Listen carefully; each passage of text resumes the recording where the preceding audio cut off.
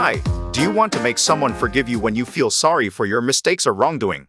You can practice it right now with simple 5 steps of a sincere apology. A sincere apology wonderfully helps recover a broken relationship with your lovely fiancé or best friends. And also, it is an effective way to restore damaged emotions for troubled couples in marriage with just one apology. Now, let's start 5 steps of apology. Firstly, express a specific regret. I am truly sorry, because I hurt you deeply last time. Obviously, my words were way out of line. I regretted that I was so thoughtless. At this time, please be careful of trying to excuse. But you... Nope. Secondly, acknowledge responsibility. It means I was wrong. Acknowledging my responsibility is clearly admitting my fault. I know. I made a big mistake.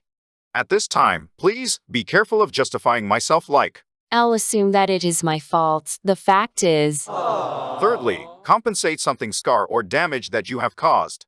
Ask them. Is there anything I can do to make up? And then hand over with a smiling face, a pretty gift, a small amount of cash, or a gift card already prepared to your friend or spouse. Yes! Fourthly, promise to change your wrong attitude. And say, I will not do that again. Of course, you might make a fault again and you doubt how much changes can be made for the next time. However, if you truly announced it with the words, that will be little by little affected to your life of the future. So, you must believe in your words. It is essential to keep in mind, and that will come true. At this time, remember, do not say, I am not sure of the future.